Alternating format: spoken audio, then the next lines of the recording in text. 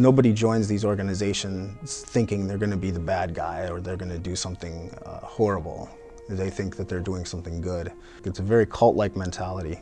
Being in the movement, you woke up every day, you're at war with the world. Literally at war with the world. Half of the white people, all the other races, all the other gay people, half the different religions, and the movement is not a cohesive place to be anyways. The movement groups all fight with each other.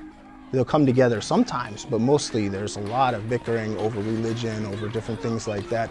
So it's completely toxic on so many levels, and they just don't see it. It's kind of like this isolationism, like everyone that you know and see believes the same thing, and it snowballs, and that's where radicalism comes from. And so it's, it all kind of comes full circle.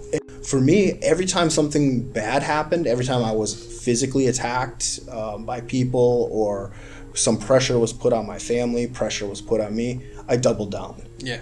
I was like, all right, you want to harass me or you want to attack me? No, I'm going to do 10 times more. Or, yeah.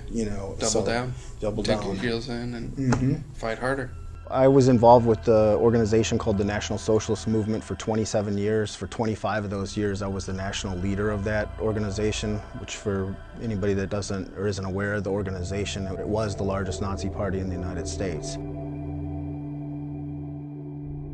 It was a process, and I left a little bit, in early 2019, March 2019. I grew up in a neighborhood called Porter Ranch here in Los Angeles.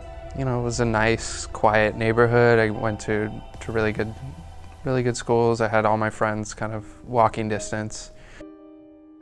The morning of August 10th, 1999, I remember we had just finished, there was this huge area in the back of the grounds called the Back 40, and it was a huge grass field where we'd been playing sports, and I think we were playing capture the flag, and we had wrapped that up and on our way to the next activity, and we had made the trek back to the main building. We were walking in the hallway towards the front door, and I just remember seeing somebody come in. He was holding something down at his waist. I was shot twice. I was shot once in my left leg. It pierced through my left leg, and I have some nerve damage on my leg, and then I had another bullet go into my left hip, and it kind of lodged. The doctors told my parents, if it had gone even the slightest little bit in any direction, the outcome for me would have been a lot different. My dad had the TV on, and as he was flipping through, the shooter's face was, his mugshot was on the screen, and apparently I looked at my dad and I said, "That's the man that shot me." So, to hear that, I don't know how he handled it. It wasn't until a lot later in life that I started to become more introspective. I started to learn what hate crimes were. I started to learn why I was targeted, and I started to question, okay, so this guy came after me because I was Jewish, but why? I didn't do anything.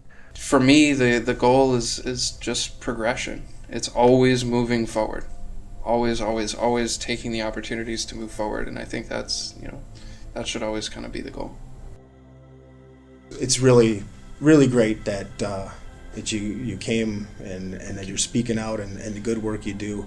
It's those stories that change lives. And when you're inspiring more people than you know, when they hear that, and when we can show the humanity of people, and even just the fact that you and I are sitting here together in the Wiesenthal Center, I think shock a lot of people. Yeah.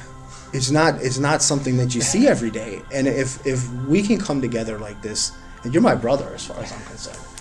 I mean, this is good. This is really, it's progress. It's progress.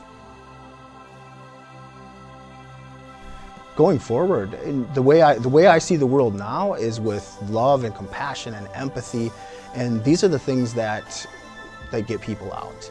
Is being able to see that, to be able to see the humanity of the so-called other.